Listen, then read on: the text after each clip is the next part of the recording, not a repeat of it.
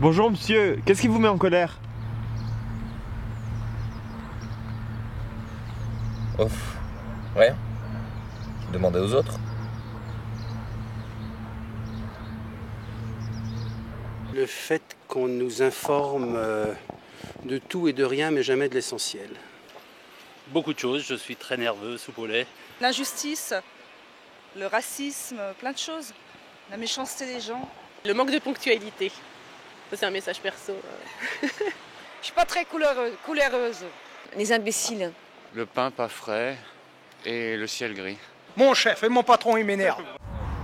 Un homme qui se met en colère le fait en général pour une seule raison. Les choses ne vont pas comme bon lui semble. L'injustice des autres, la bêtise, leur ignorance, leur maladresse, etc. ne sont que des raisons de ne pas accepter un fait ou une réaction qui n'est pas sous notre propre contrôle ou qui dépasse notre vision des choses. La colère, c'est donc un homme qui tient assidûment un agenda dans la main, mais suit finalement un autre agenda. Problème de synchronisation. De cet autre agenda? Parlons-en justement. Je me souviens d'un homme d'affaires qui avait raté son avion au départ de Paris pour un rendez-vous très important.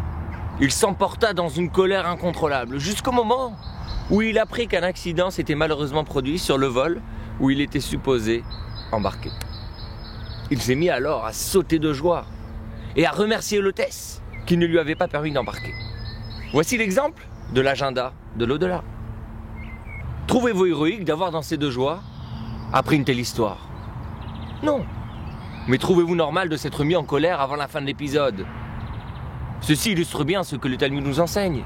Celui qui se met en colère est comme un non-croyant.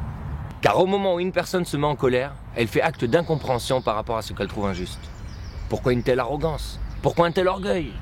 Laissez la place à une autre forme d'expression de la justice, qui n'est pas forcément identique à la mienne.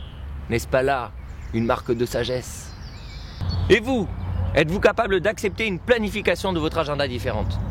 Êtes-vous en mesure de calmer votre baromètre intérieur pour rester calme? Croire que les ratages des autres sont peut-être pour eux aussi constructifs que vos réussites.